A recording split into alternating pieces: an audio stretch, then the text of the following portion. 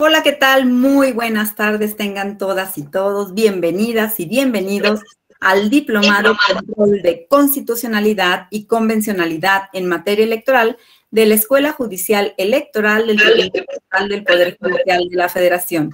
Muchas gracias a quienes nos siguen a través de nuestras redes sociales.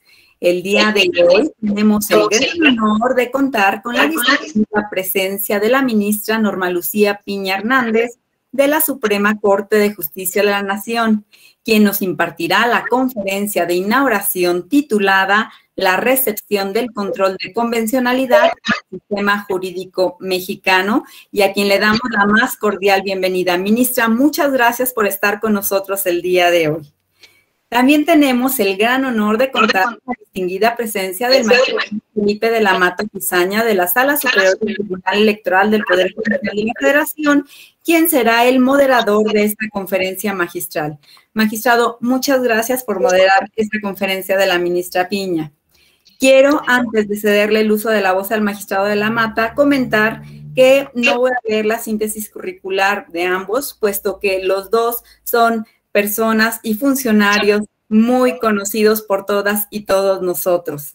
Y bueno, pues sin más, el uso de la voz a nuestro moderador, el magistrado Felipe de la Mata. Adelante, magistrado, por favor.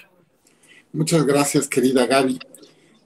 Quisieras comenzar señalando que este año conmemoramos dos cuestiones. Los 25 años de la Justicia Constitucional Electoral Federal y 10 años de la reforma constitucional en materia de derechos humanos. Y justo este aniversario, este doble aniversario, que es una gran coincidencia, tan curiosa y tan particular que hasta no pareciera coincidencia, es un buen momento para reflexionar sobre su impacto en las decisiones sobre la judicatura electoral y sobre sus efectos concretos en la sociedad y en el día a día de las personas. En este tiempo, el control de convencionalidad se ha reconocido como una obligación y responsabilidad de la impartición de justicia. Si bien no puede afirmarse que su incorporación al sistema jurídico mexicano esté resultando sencilla, la situación que guarda la práctica de este control no es la misma que se vivía en aquellos primeros años, cuando la Suprema Corte resolvió el expediente varios 912-2010. Como es sabido, en ese asunto, la Suprema Corte expresamente gestó este control en México al pronunciarse sobre el trascendente caso Radilla Pacheco, que cambió las grandes pautas de la justicia constitucional. Y claro, la justicia constitucional electoral no ha sido la excepción. Sin embargo, puede afirmarse que el control de convencionalidad en la justicia electoral no ha seguido exactamente las mismas líneas evolutivas que se han desarrollado en otras áreas de la justicia federal, esto es, por ejemplo, en el caso del amparo. Hay casos previos a la reforma de 2011 que evidencian la aplicación del derecho internacional de los derechos humanos en asuntos electorales, pioneros en ese sentido. El caso de Tanetse o el caso Hank Ron constituyen buenos ejemplos de ello. Históricamente, el tribunal ha aplicado tratados internacionales en numerosos casos con impacto en la inaplicación o en la interpretación de normas de derechos humanos en casos concretos. La jurisprudencia de la Sala Superior en su actual integración tampoco ha sido ajena a esa práctica judicial. Ejemplos de inaplicación son ciertos asuntos relacionados con el derecho de las personas a la no discriminación para integrar órganos de carácter electoral por contar con doble nacionalidad. En esos casos se determinó la inaplicación de la ley electoral que regía la condición jurídica de nacionalidad por nacimiento por revelarse contraria al bloque de derechos humanos. Por otro lado, hay muchos ejemplos de control de convencionalidad consentivo e interpretativo. Pondré solamente un par de ejemplos que me parecen de suma relevancia. Se ha recurrido al parámetro convencional para interpretar la obligación de erradicar la violencia política de género. En un asunto, la Sala Superior llegó a la conclusión que la causa de elegibilidad consistente en el modo honesto de vivir debe interpretarse en el sentido de considerar incluida la acreditación de violencia política por razones de género. Para ello, consideró estándares relevantes establecidos en la Convención Interamericana para prevenir, sancionar y erradicar la violencia para la mujer, también conocida como Convención de Belém do Pará. Más recientemente, destaca el REC 91-2020 y acumulado, en que la Sala Superior volvió a analizar dicha convención. Con base en esos ordenamientos internacionales, los estados deben implementar las medidas apropiadas para eliminar la discriminación y la violencia contra la mujer en la vida política y pública del país, para lo cual deben adoptar las medidas apropiadas para modificar prácticas jurídicas consuetudinarias que respalden la persistencia o tolerancia de la violencia contra la mujer. De hecho, la Corte Interamericana ha sostenido que las medidas de reparación integral en casos de violencia contra la mujer deben tener vocación transformadora de dicha situación, de manera que tengan un efecto no solo restitutivo, sino también correctivo. Y por tanto no es admisible una restitución a la misma situación estructural de violencia y discriminación. Por ello, en un diálogo franco con la Corte Interamericana, en este caso el Tribunal Electoral, ordenó al Instituto Nacional Electoral la integración de un registro nacional de personas infractoras en materia de violencia política en razón de género y determinó que este sistema de registro debería ser nacional, público y para efectos de publicidad, sin efectos constitutivos, pues ello dependerá de las resoluciones y sentencias firmes emitidas por las autoridades electorales. Con la elaboración de ese registro se busca inhibir y evitar el incremento de la violencia contra las mujeres. El control de convencionalidad se demuestra así como una herramienta central para el perfeccionamiento de la justicia electoral en términos de protección efectiva de los derechos políticos. Constituye una clave de corrección en nuestros sistemas procesales y sustantivos de derechos humanos. Así, el proceso permanente de internacionalización es un imperativo también de la justicia electoral mexicana. La responsabilidad del Tribunal Electoral en el sistema mexicano de control difuso del uso de convencionalidad es de la máxima importancia. Llevar a cabo su función de autoridad judicial definitiva en su especialidad, asumiéndose como pieza de cierre en la democratización del sistema político electoral. Así, en el ámbito de su especialidad, ahora el Tribunal Electoral, en la constante búsqueda de transformación de la cultura democrática basada en los derechos humanos. En fin, dicho lo cual, y a manera de breve introducción, me permito agradecer muchísimo la presencia de doña Norma Lucía Piña Hernández, ministra de la Suprema Corte de Justicia de la Nación. Le agradezco muchísimo, estimada ministra, su presencia y de verdad le agradezco mucho estar en este momento con nosotros en la Escuela Judicial y dicho eso, ahora sí que cedería su voz. Muchas gracias. Buenas tardes. Es un gusto estar presente con todos ustedes, compartir este espacio virtual con la doctora Gabriela Rubalcaba García, directora de la Escuela Judicial Electoral del Tribunal Electoral del Poder Judicial de la Federación, del doctor Felipe de la Mata Pizaña, magistrado de la Sala Superior del Tribunal Electoral del Poder Judicial de la Federación, del doctor José Alfonso Herrera García, jefe de la Unidad Académica de la Escuela Judicial Electoral del mismo tribunal, pero principalmente es un gusto compartir con ustedes este espacio virtual precisamente con los estudiantes de esta Escuela Judicial Electoral. En primer lugar, quiero agradecer a esta Escuela Judicial del Tribunal Electoral del Poder Judicial de la Federación por la invitación para participar en este diplomado sobre constitucionalidad y convencionalidad en materia electoral y tener la oportunidad de compartir con todos ustedes algunas reflexiones acerca de la recepción del control de convencionalidad en el sistema jurídico mexicano. Voy a hablar brevemente de lo que se ha dado en llamar control de convencionalidad y cuál ha sido su recepción, evolución y estado actual en nuestro sistema jurídico, tomando como referente la jurisprudencia y las tesis de la Suprema Corte de Justicia de la Nación. El así llamado control de convencionalidad alude al control de la conformidad de las leyes nacionales con normas que reconocen derechos humanos en algunos tratados internacionales y que, debido a las peculiaridades de nuestro sistema jurídico, se han incorporado a lo que la jurisprudencia de la Suprema Corte ha denominado parámetro de regularidad constitucional. El término convencionalidad se usa porque fue la Corte Interamericana de Derechos Humanos quien, en algunos casos contenciosos en contra del Estado mexicano, destacadamente, como todos saben, en el caso Radilla Pacheco, se refirió a la obligación del Estado mexicano de hacer un control de la conformidad de las leyes internas con la Convención Americana sobre Derechos Humanos. Sin embargo, como veremos, el parámetro de regularidad constitucional no solo está formado por las normas de esa convención que reconocen derechos humanos, sino, en virtud del artículo 1 de la Constitución General, por las normas que reconocen derechos humanos contenidos en cualquier tratado internacional que sea vinculante para el Estado mexicano, como por ejemplo podrían ser las del Pacto Internacional de Derechos Civiles y Políticos o las del Pacto Internacional de Derechos Económicos, Sociales y Culturales en el Sistema Universal.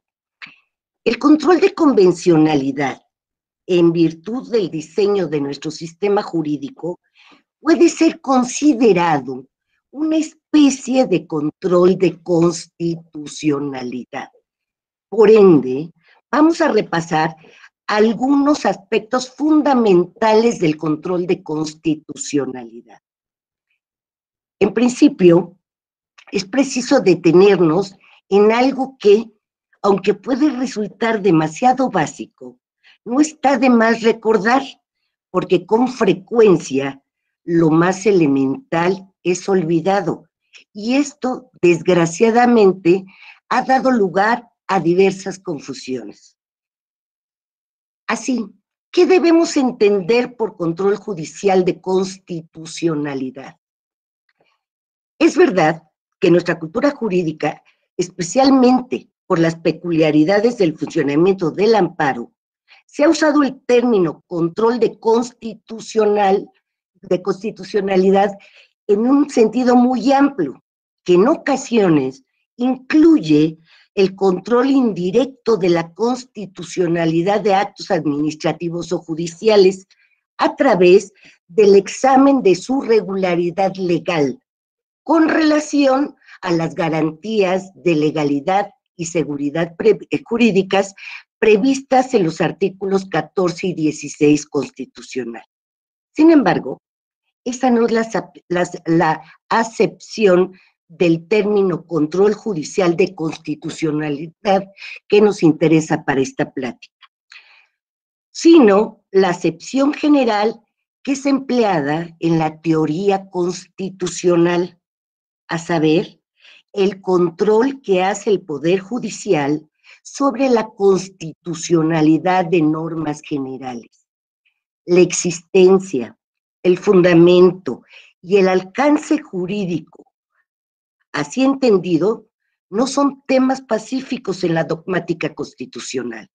Como todos sabemos, a veces se cuestiona que un poder cuya conformación no tiene legitimidad democrática directa, como lo es el Poder Judicial, pueda anular actos que han sido aprobados por una mayoría de legisladores democráticamente elegidos y, por tanto, que representa más o menos fidedignamente a la sociedad.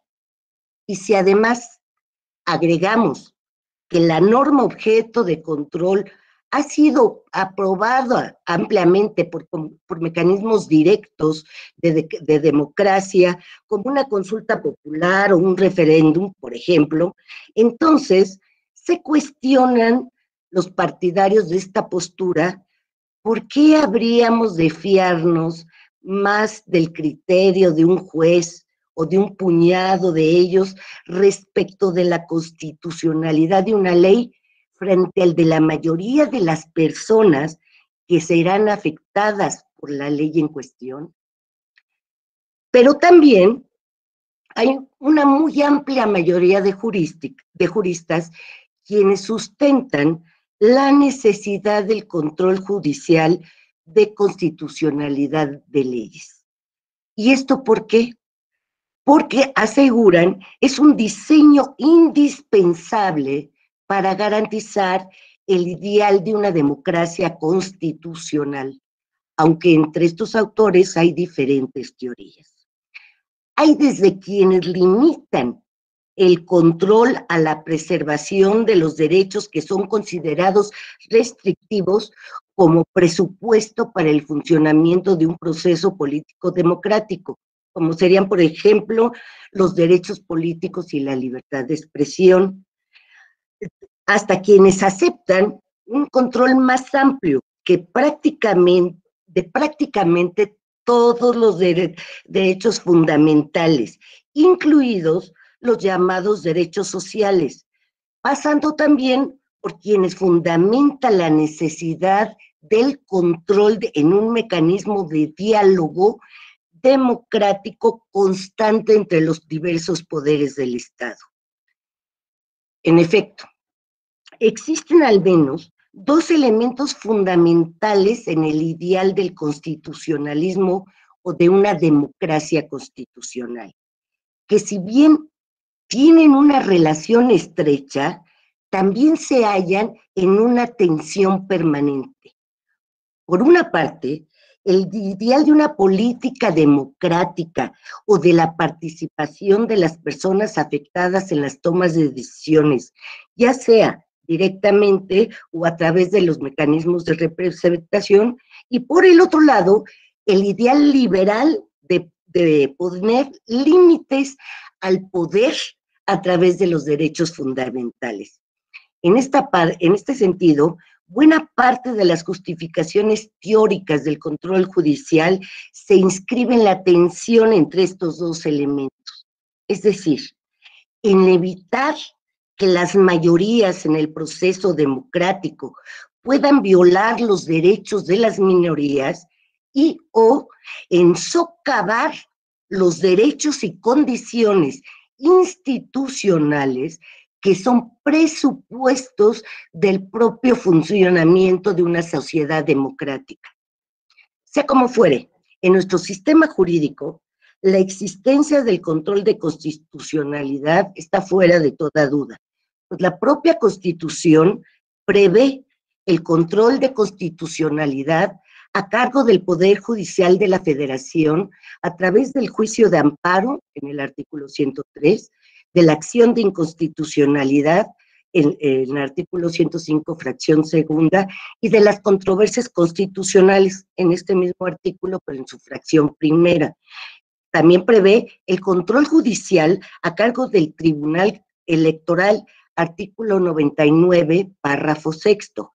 Y por vía interpretativa, se ha aceptado el control difuso de constitucionalidad de normas por los tribunales de jurisdicción ordinaria, entendiendo por tales los órganos cuya competencia específica es de legalidad y no tienen competencia para ejercer control concentrado de constitucionalidad.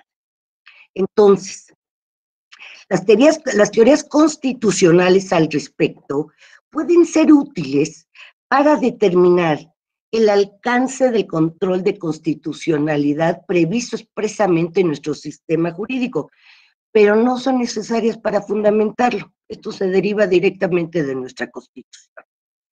Ahora bien, existen distintos sistemas de control de constitucionalidad y distintos aspectos procesales de los mismos que conviene tener presente para entender el funcionamiento de este en nuestro sistema jurídico. Los que mencioné brevemente en rasgos generales, porque a mi juicio es usual que se aluda a ellos de manera imprecisa. En un sistema de control difuso de constitucional puro, se deja en manos de todos los jueces de jurisdicción ordinaria la protección de la Constitución, de manera que no existen jueces especializados que concentren la competencia para controlar la constitucionalidad de normas generales, sino que cualquier juez ordinario es a la vez juez constitucional y puede controlar incidentalmente la constitucionalidad de las normas que aplicará en los procesos ordinarios o de legalidad, con efectos únicamente entre las partes, consistentes en la inaplicación, en el caso concreto, en el supuesto que fueran estas normas inconstitucionales. Por otra parte, en un sistema concentrado puro, conviven jueces de jurisdicción ordinaria que no tienen competencia para hacer control de constitucionalidad de normas.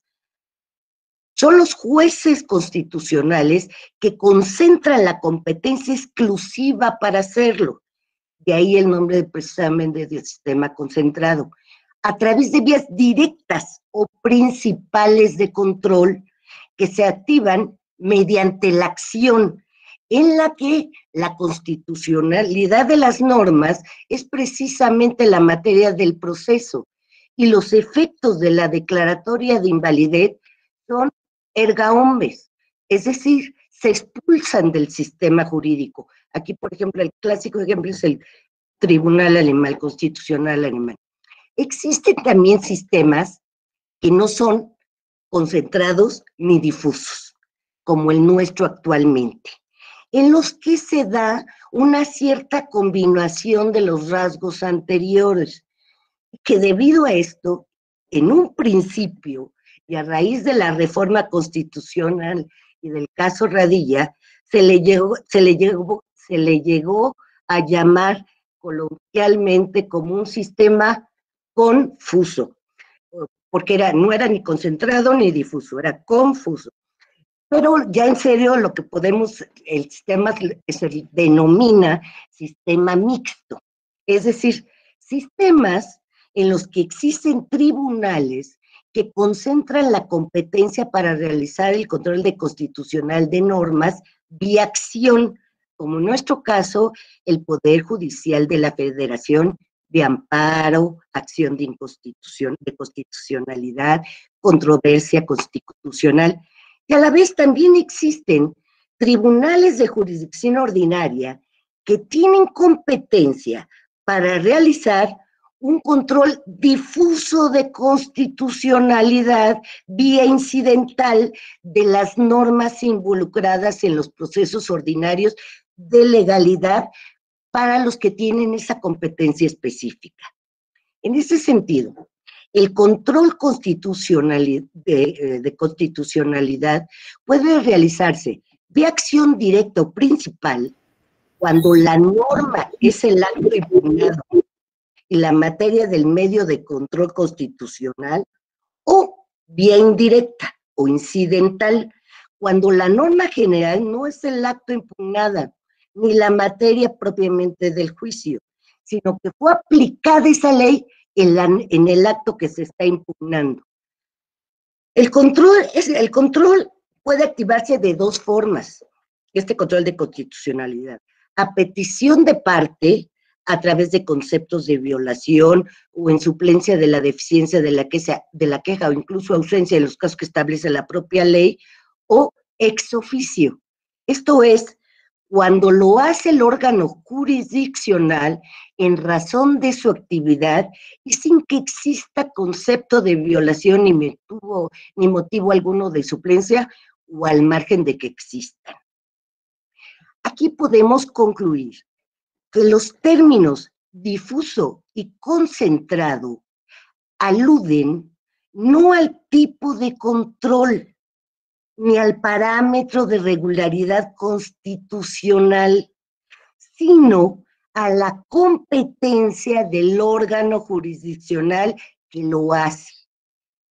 Es importante referir que tengan presente una tesis de la segunda sala, que es la 16 de 2014 de la 10ª época, donde explican bien esta cuestión. Ahora, retomando, podemos concluir que nuestro sistema de control de constitucionalidad existen jueces que concentran la competencia para hacer control de constitucionalidad por vía de acción directa o principal. En nuestro caso, el Poder Judicial de la Federación, mediante los mecanismos que les he mencionado. Por lo que se trata de órganos de control concentrado. Y este control se puede ejercer a petición de parte o ex oficio en suplencia de la queja en los casos previstos en la propia Constitución. Y el resto de los jueces ordinarios que carecen de competencia para hacer control constitucional por vía de acción directa o principal, pero no obstante, están obligados a ejercer ex oficio e incidentalmente un control de constitucionalidad de las leyes en los asuntos ordinarios que conocen. De aquí que se trate de órganos de control difuso. Y este control difuso está claramente determinado en el artículo 133 constitucional. La admisión de alguna forma de control difuso de la Constitución por parte de los jueces ordinarios ha sido en la jurisprudencia de la Suprema Corte muy variante durante todo el siglo XX, pues ha oscilado desde admitir la posibilidad de un control difuso hasta excluirla con distintos matices intermedios. Por ejemplo, en abril de 1919, el Pleno estableció que todas las leyes que se opusieran a lo dispuesto en la Constitución no debían ser obedecidas por ninguna autoridad. Y esto lo basaba precisamente en el artículo 103 de la Constitución, y la tesis de referencia llevaba por rubro Constitución, imperio de la. En mayo de 1934, la segunda sala estableció una tesis aislada con el rubro Constitucionalidad de ley, la cual reflejaba un criterio consistente en que, conforme al artículo 133 de la Constitución, todos los jueces de la República tenían la obligación de sujetar sus fallos a los dictados de la misma, a pesar de las disposiciones que en contrario pudieran existir en otras leyes secundarias. Al año siguiente, en agosto de 1935, la misma sala señaló que los únicos que podían determinar la inconstitucionalidad de algún precepto eran los tribunales de la Federación. 4 años después, en febrero de 1939, la tercera sala de la Corte determinó, en un criterio aislado, que la observancia del artículo 133 de la Constitución era obligatoria para los jueces locales en todas las categorías. Y el rubro de esta tesis es el siguiente: leyes, constitucionalidad de las. Posteriormente, en abril de 42, la segunda sala se pronuncia nuevamente en el sentido de que todas las autoridades del país deben observar la Constitución a pesar de las disposiciones en contrario que puede haber en otras leyes, también con el rubro constitucionalidad de las leyes. En el año de 49, la segunda sala emite un criterio contrario a las anteriores, en donde vuelve a sostener que solo las autoridades judiciales de la Federación pueden conocer de problemas de constitucionalidad. Y así se ha ido cambiando en varias tesis, no les quiero alargar, pero, por ejemplo, en agosto de 71, la tercera sala se pronunció en el sentido de que todas las autoridades judiciales debían apegar sus resoluciones a la Constitución. Y en junio de 72, la misma tercera sala consideraba que el examen de constitucionalidad de las leyes solamente estaba a cargo del Poder Judicial Federal a través del juicio de amparo.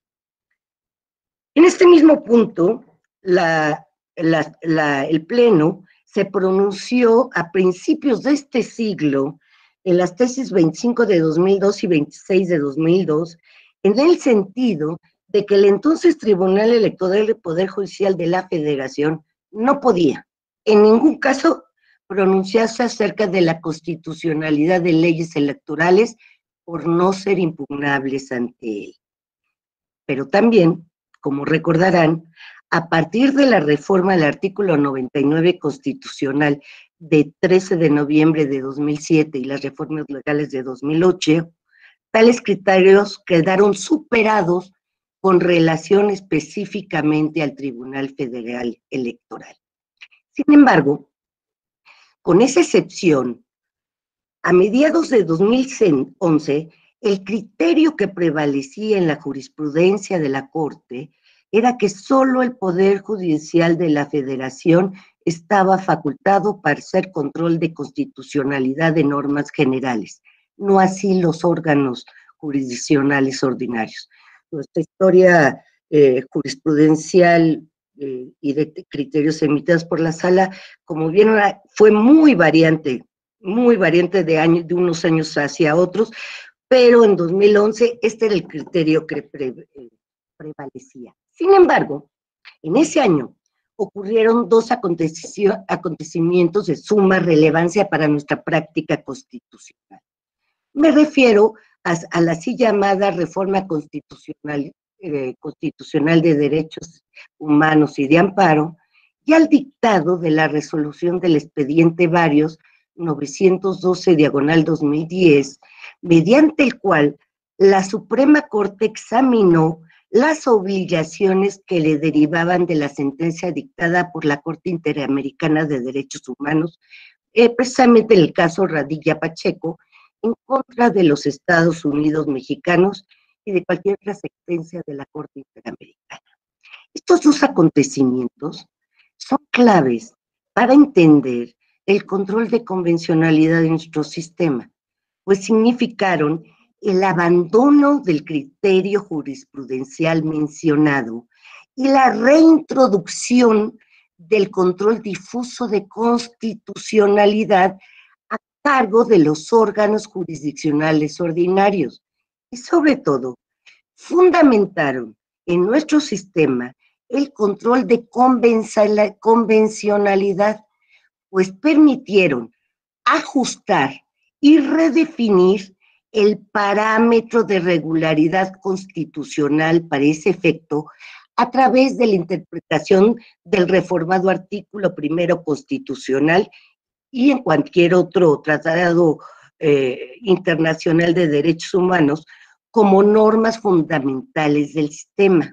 Todo ello en relación con el artículo 133 de la Constitución, que ha sido en nuestra tradición constitucional el fundamento tanto de la jerarquía de las fuentes del sistema, Constitución, leyes generales, leyes federales, tratados internacionales, como de la posibilidad de realizar un control difuso de la constitucionalidad de las normas secundarias. En esta reforma de 2011 hay dos normas que cobran especial relevancia, el artículo primero y el artículo 103, fracción primera.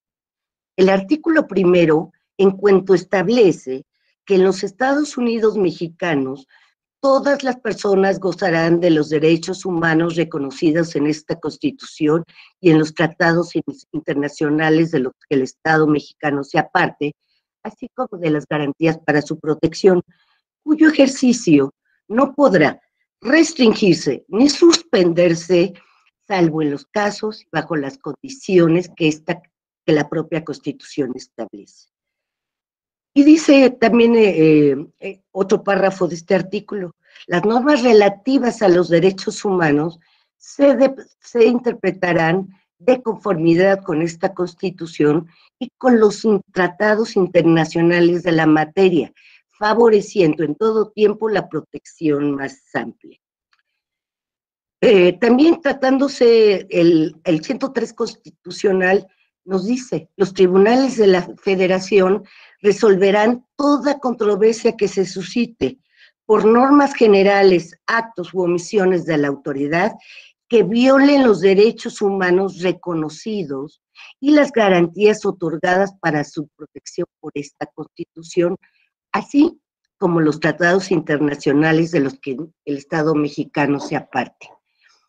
Como se advierte del contenido de estos preceptos, estas normas constitucionales constituyen el fundamento del criterio de que también los derechos humanos previstos en los tratados internacionales son parte del parámetro de regularidad constitucional y las normas que los contravengan pueden ser objeto de control constitucional, específicamente en este artículo a través del juicio de amparo.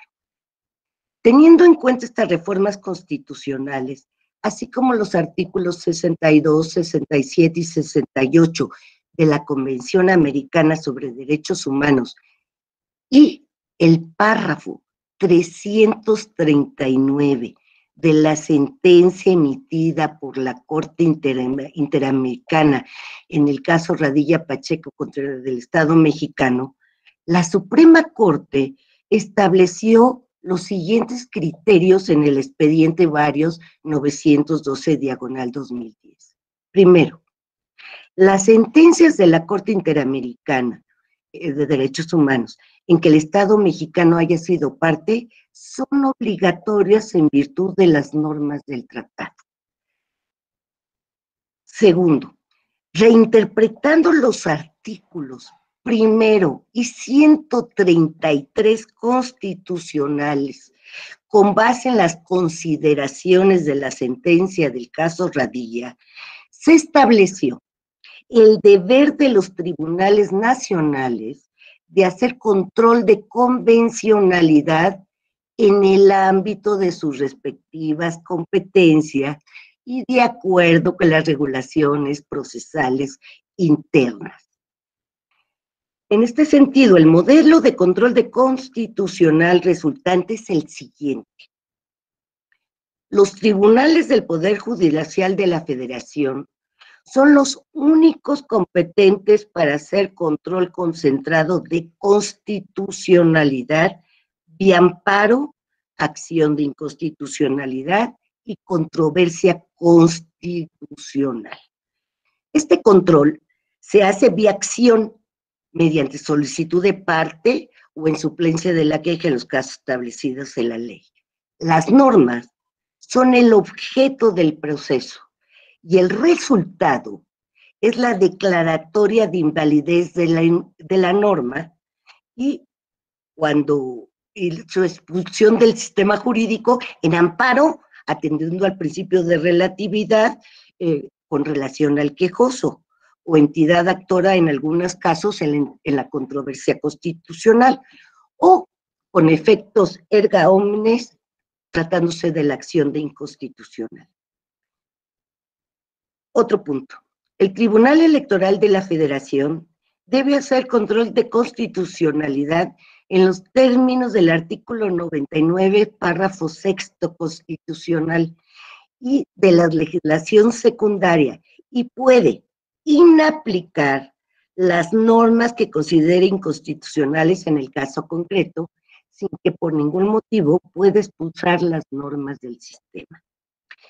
El resto de los tribunales jurisdiccionales, sean formalmente administrativos o judiciales, deben realizar ex oficio control difuso de constitucionalidad de las normas que en virtud de con su competencia de legalidad están facultados para aplicar, es decir, las que ellos van a aplicar si consideran que es inconstitucional, entonces las pueden inaplicar, sin que puedan expulsarlas del sistema.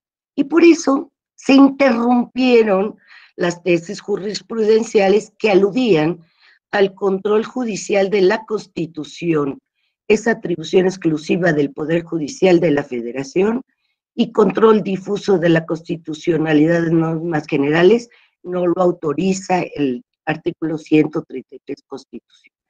Estas tesis se interrumpieron en virtud de la interpretación que hizo el Pleno, como venía platicando, de la sentencia del caso Radilla Pacheco en relación con el primero y 133 constitucional. ¿Qué dijo la Corte también en el Pleno? El resto de las autoridades que no son tribunales jurisdiccionales, como las administrativas o las legislativas, evidentemente no pueden realizar control de constitucional alguno de las normas que aplican, pero sí deben procurar, en todo caso, interpretar las normas de manera conforme con la Constitución y con las normas que reconozcan derechos humanos previstos en los tratados internacionales vinculantes para el país. Otro punto, al ejercer control de constitucionalidad y convencionalidad, los tribunales jurisdiccionales deben ejercer la autorrestricción, agotando las posibilidades de realizar, primero, una interpretación de la norma conforme con la Constitución y los derechos humanos previstos en los tratados internacionales, para evitar su inaplicación o invalidación. Y solo en caso de que esto no sea posible, entonces, inaplicarla cuando se trate de control difuso, o bien declarar su inconstitucionalidad cuando se trate de control concentrado. El resultado de esta reforma constitucional y su interpretación en la jurisprudencia de la Suprema Corte constituyó un punto de inflexión en nuestras prácticas jurídicas, sentando las bases para el desarrollo de una cultura jurídica genuinamente constitucionalista. En el sentido que mencioné, pues las autoridades jurisdiccionales se tomaron en serio su deber constitucional de proteger los derechos humanos y en principio comenzaron a tomar un papel muy activo al respecto, lo que por cierto no estuvo exento de ciertos excesos, pues algunos tribunales asumieron inicialmente un desaforado activismo judicial, rayando en una actitud justiciera, ignorando las restricciones institucionales justificadas que son necesarias para asentar una práctica jurídica robusta de tutela de los derechos humanos. Por suerte, este frenesí inicial ya ha disminuido notablemente. Ahora, aunque inicialmente cobró cierta relevancia la alusión al término de control de convencionalidad, actualmente ha caído en cierto desuso, al no ser del todo acertada esta distinción, sobre todo en la práctica judicial, pues en esta, cuando se habla de control de constitucionalidad, se alude al control que tiene como parámetro tanto la Constitución mexicana como la Convención Americana sobre Derechos Humanos y cualquier otro tratado internacional en que el país sea parte y en los que se reconozcan derechos humanos.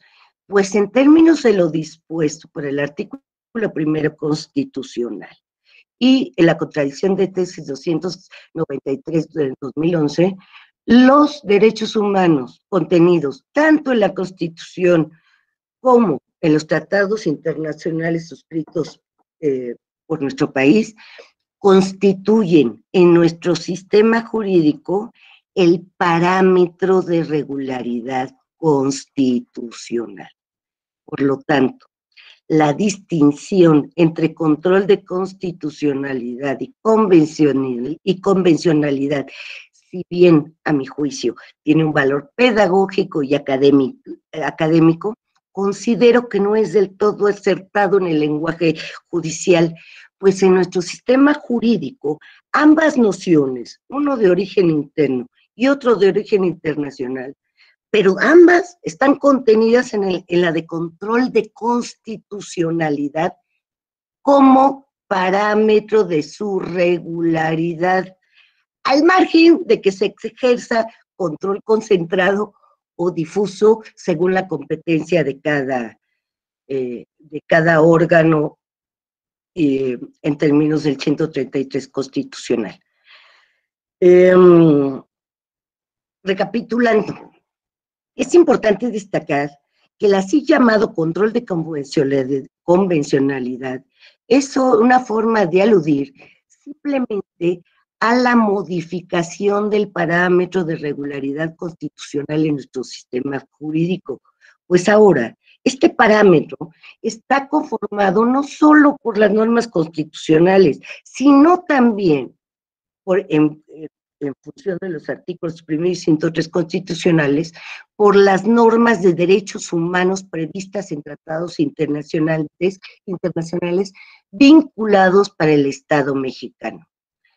Por lo demás, ese control solo puede ser ejercido por los tribunales en el ámbito de sus competencias y de acuerdo con las regulaciones procesales respectivas, esto es, en vías concentradas por acción a petición de parte o en suplencia de la queja cuando así se establece por la ley, o bien de manera difusa en los procesos de legalidad ordinaria y de manera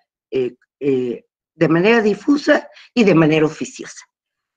Es tan importante también puntualizar que las normas de los tratados internacionales que no se refieren a derechos humanos no forman parte de nuestro parámetro de regularidad constitucional en el sentido de en que lo hemos venido comentando.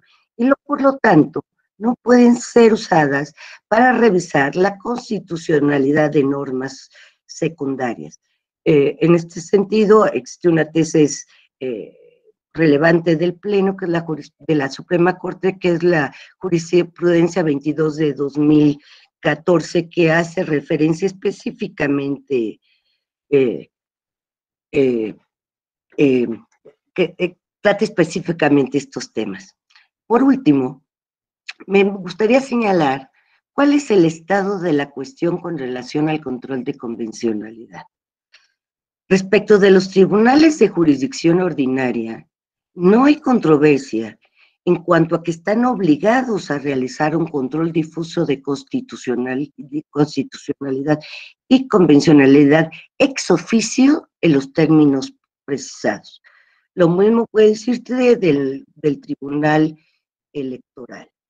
Tampoco hay duda de que los tribunales del Poder Judicial pueden hacer control concentrado de constitucionalidad en las vías directas de control, el amparo, la acción de inconstitucionalidad y la controversia constitucional en los términos en que tradicionalmente lo ha venido haciendo, a petición de parte o en suplencia en los casos previstos por la propia ley.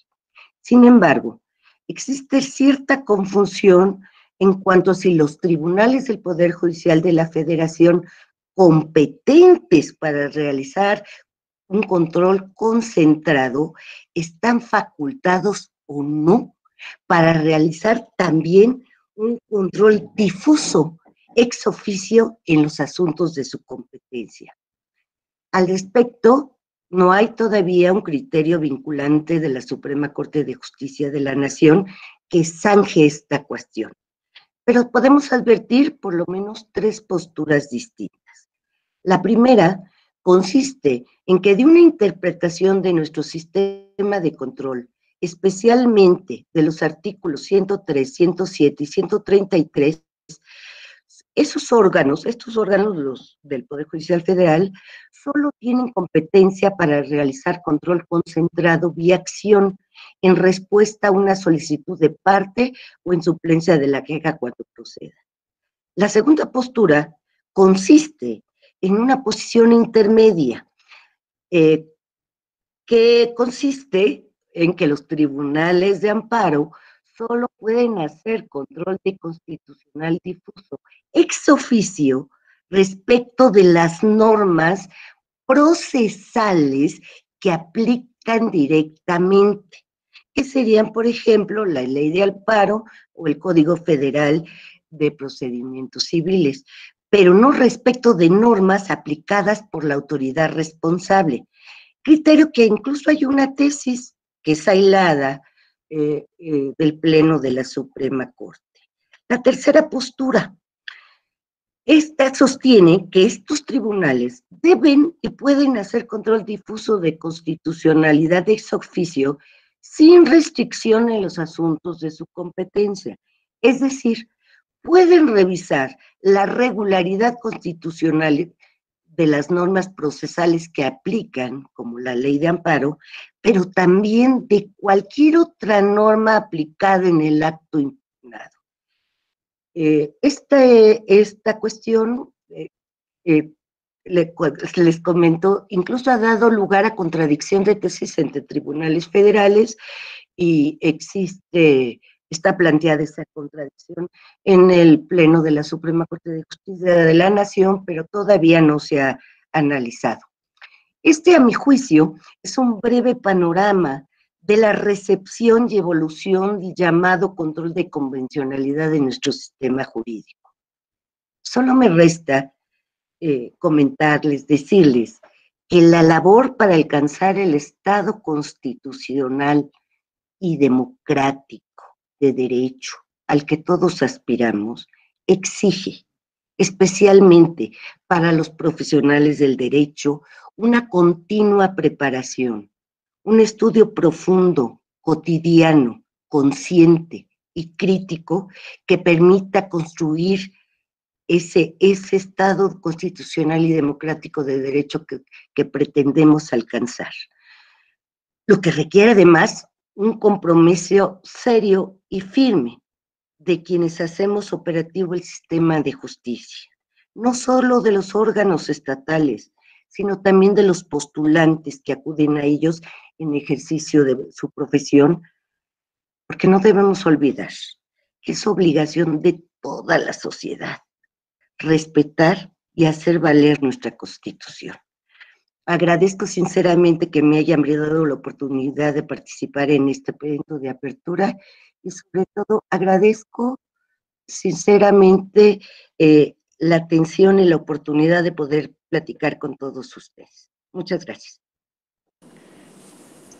Ministra, muchísimas gracias. Te agradecemos mucho esta plática donde nos has brindado este panorama y donde nos han surgido muchísimas dudas.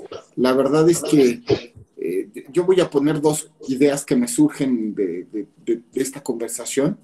La primera cuestión, que es en torno a la noción de democracia, que nos debe quedar claro que la democracia no es solamente el establecimiento, digamos así, de las nociones o de los principios de las mayorías, sino que es fundamentalmente también, al mismo tiempo que la determinación de quién, digamos, tiene la mayoría, también implica el respeto irrestricto a los derechos de las minorías. Y esto se relaciona, por supuesto, con lo que la doctrina ha llamado el poder contramayoritario de la judicatura. Y esto en materia electoral ha sido especialmente rico en las últimas semanas, porque, por ejemplo, establecimos hace poco más de un mes una sentencia en la cual le ordenamos al Instituto Nacional Electoral que estableciera acciones afirmativas en la nueva integración de las cámaras de diputados. No nada más las ordinarias de género, no nada más las de indígenas, sino que estamos abriendo esto a temas que tienen que ver con discapacitados, afromexicanos y otras minorías.